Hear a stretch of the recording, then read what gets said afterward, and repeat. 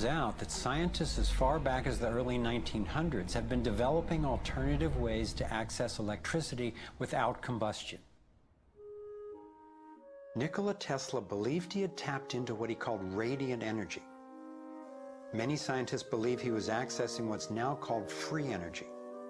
But before Tesla could finish the project, his financier, banker J.P. Morgan, who had a monopoly on the copper used for electrical lines, recognized how Tesla's invention could transmit electricity without wires. He then shut down Tesla's funding. Tesla's lab was burned down and he was ostracized, all for trying to implement his vision of unlimited energy for everyone.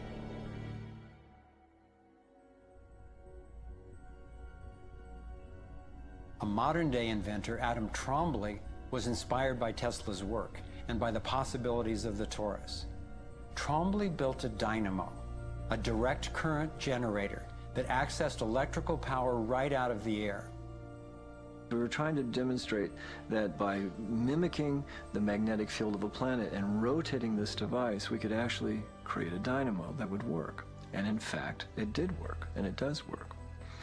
So when we contemplate nature, when we contemplate Jupiter, or we contemplate a dynamo like the Earth rotating in space, we're basically talking about a magnet which is rotating in space. And the lines of flux of the magnet are pouring down and through in this toroidal pattern of the magnetic field. It's also expanding, contracting. It's breathing. It's taking in the energy of space literally and transforming it. Right here in this toroid, we have enough energy to transform the entire Earth. And that's not just a theoretical statement, it's literally true. To contemplate the implications of this means that every single place on Earth suddenly has power. Every single person on Earth suddenly has power. We have universal abundance. Trombly had been invited to demonstrate one of his generators at the United Nations and the U.S. Senate. But these events were undermined by the first Bush administration. Then the device itself was taken in a government raid. Trombly's experience isn't unique. Almost every time I found an inventor with a promising new technology in the field of free energy, he told a similar story of suppression. Inventor John Bedini began working with Tesla's theories of radiant energy decades ago and has produced an assortment of battery charging devices that generate more energy than it takes to run them. He announced that he was going to start offering them at low cost. Soon after that, he was attacked in his lab and warned not to produce the devices. For his own safety, he had to let go of marketing free energy. These are all devices from labs I personally visited.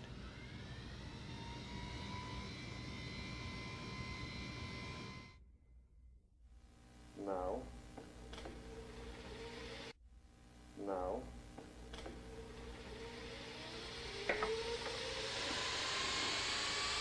Now, the quality of this footage is obviously poor, and I'm not expecting this to convince you. My point is that being there with these inventors, accompanied by experts, and seeing these new energy devices in operation convinced me that the technology is real. And the implications of that to me are absolutely thrilling. Canadian John Hutchison not only created some free energy batteries, but also used Tesla's theories to counter gravity, to make objects float. This could revolutionize the field of propulsion. His lab was raided and equipment was taken by police and government officials in 1978, 1989, and again in 2000. One of the scientists we were going to interview for this film was Dr. Eugene Malov, an engineer from MIT and Harvard, and editor of Infinite Energy magazine, which covers both theoretical and technological developments in the new energy field.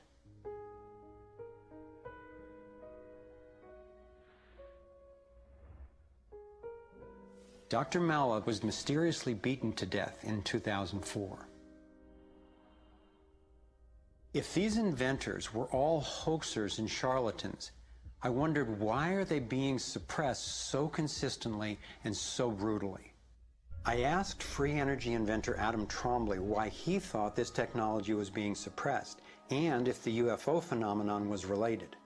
We've had major military people at great risk to themselves say, yes, these things are real. Why do you think the military-industrial complex doesn't want that statement to be made?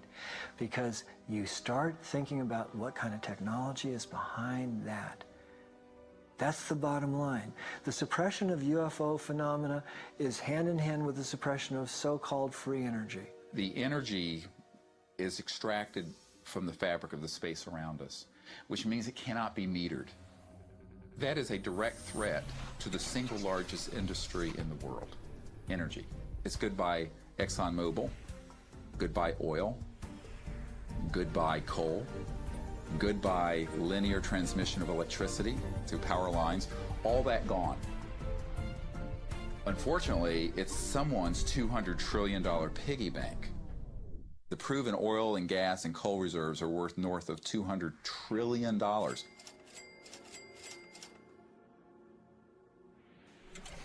This information coming out would completely change geopolitical power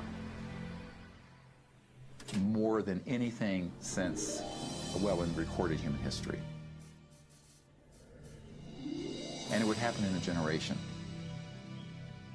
I started to examine the breakthrough solutions, and much to my surprise, these concepts have been proven in hundreds of laboratories throughout the world, and yet they have not really seen the light of day.